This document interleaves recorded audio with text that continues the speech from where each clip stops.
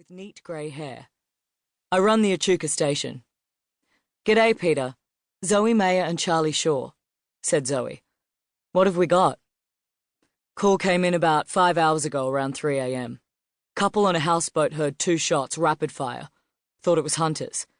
Then they heard a whooshing sound and saw flames shoot up over the riverbank. Called 000. CFA turned up and one of our patrol cars found the body in the clearing here, along with the burning vehicle. Fireys put out the blaze, but the guy was well dead. Do you recognize him? Asked Zoe. Yeah, I reckon it's Freddie Jones. 95% sure. The car is registered to him, I already checked. What's the make? Asked Charlie. I don't recognize it. Maserati Levante, said Peter. Only a few months old. Top-of-the-line model, all the bells and whistles. I've seen him driving it around town. Any other info on him? Freddie's a bikie from Moama, across the border in New South Wales. Is that far?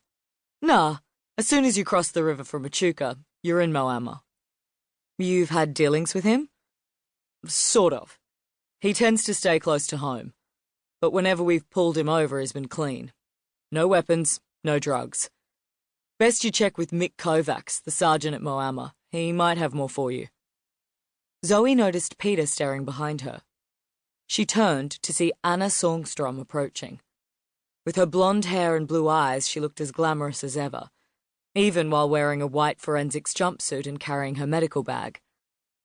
After making a note of Anna's name on the crime scene log, the constable lifted the police tape with a flourish as the pathologist walked underneath. Hi there, Harry, she said to the dog, who wagged his tail in response. The constable, who had been perplexed by the arrival of the golden retriever with Zoe and Charlie, shook his head. A white major crime scene van pulled up beside Anna's SUV, and 2 forensics officers in blue overalls got out and gathered their equipment. Morning, Anna. You made good time, said Zoe, walking over. You beat forensics. It's amazing what a double espresso can do, Anna replied with a warm smile. It was a pretty clear run until I hit the fog. She gave Charlie a nod as she pulled the white hood over her blonde hair and tightened it. She lifted her mask up over her nose. Let's get to it. Anna made her way into the burnt clearing, circling the body, taking in details. One of the forensics officers stood beside her, shooting video, while the other took photographs. 2 gunshot wounds to the right temple, Anna called out. Charlie opened his folder and started making notes. Was he moved? Zoe asked. No drag marks that I can see. He could have been carried here and dumped, or shot on the spot. Based on his size, I'd say it's more likely he was shot right here. Plus, the way he's splayed out makes it appear that he collapsed in a heap. Anna stood up, took a few more steps away from the body and knelt down.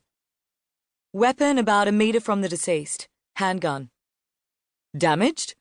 Called Zoe. The fire hasn't helped, said Anna, bending to squint at the gun. But I can read the side. Says it's a Glock 20, 10mm auto.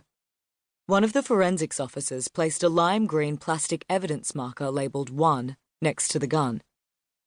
Is the serial number legible? Asked Zoe. Anna crouched as low as she could without touching the grounds with her hands. Looks to have been filed away. Sorry. Should have guessed. Zoe turned to Charlie. Can you get Anjali to run a list of registered Glock 20s with an emphasis on anyone within 100 clicks of here? Anjali Arya was a tactical intelligence officer in the homicide officers.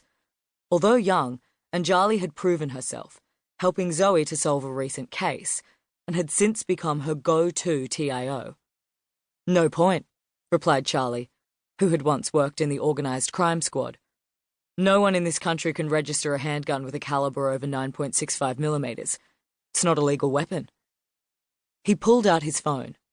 But I'll call Anjali to check if the military or any other state police force uses Glock 20s. Okay, good. Once they have documented the scene, ask the forensics people to get that phone to their telephone team ASAP. I want to hear if the SIM will give up some clues, said Zoe. She ran her eye over the melted fuel container and back to the body. Anna, the victim looks like he only has superficial burns. They would be worse if the accelerant was poured directly onto the body, yes?